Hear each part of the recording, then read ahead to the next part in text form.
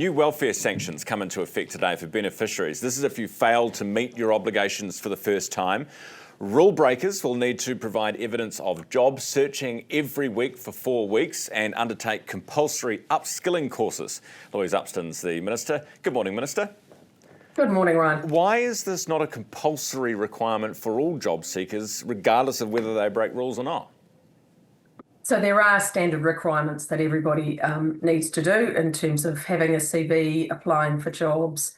The sanctions that you've just mentioned are far more intensive, and they are if someone has broken the rules on the traffic light system, they're at red.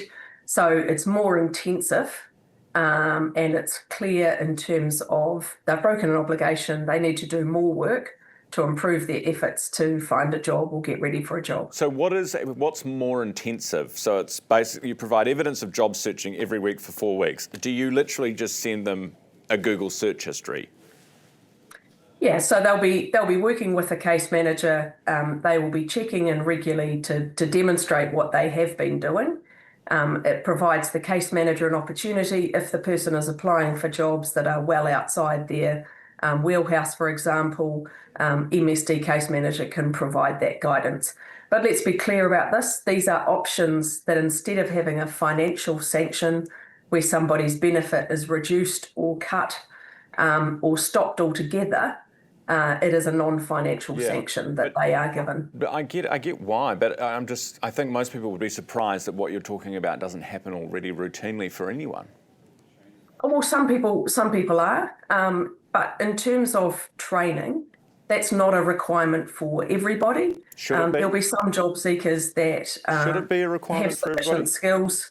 Do you think? I mean, because look, the reason I'm asking this, Minister, is because you're at risk of being on the dole yourself soon if you keep up the rate of increase that we're seeing to job seeker beneficiaries in New Zealand. You've got a target of reducing that by 50,000, and you've actually managed to increase it way over and above 200,000. In fact, we're now hitting a record of about 217,000, aren't we? Which is totally expectable when we've got economic conditions the way we do. Unemployment rate is 5.2. Which actually over the 30 years is an average, so it's not so bad. So why set a target then, if this is just half the course? Because, as I said, these are the economic conditions we have at the moment.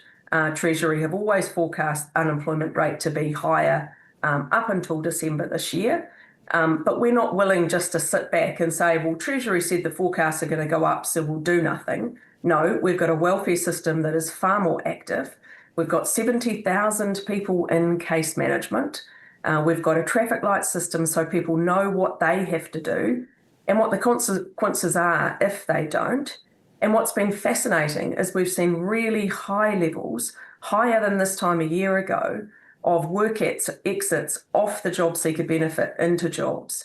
So despite it being economically challenging, we're still seeing really encouraging signs, which with thousands and thousands of people leaving the job seeker benefit into work. Minister, how many long-term job seekers do we have? Is that person who was on it for 40 years still getting it, do you know? I don't have that data in front of me, and I did ask questions when that came up at the time because that totally didn't make sense. Job seekers are job seekers. They're on that benefit for a reason, and our expectation is that they are taking the steps to help find themselves a job. And if they can't, they're looking at training or upskilling to improve. We're tinkering around the edges, though, aren't we, Minister? We're tinkering around the edges. It's less than 2% of people who have been on the traffic light system. That's a good sign. That's a really good sign because it means people know what their obligations are and they're taking steps. And I want to remind you, Ryan, no one gets sanctioned if they can't find a job. Because in these economic situations, I accept it's challenging out there, but we want to make sure on taxpayers' behalf, they are taking the steps that they need to be taking. That's our basic expectation, and there's a consequence if they don't. Minister, appreciate your time this morning as always. Louise Upston, who's the Minister for Social Development. Time is 11 after 7 now.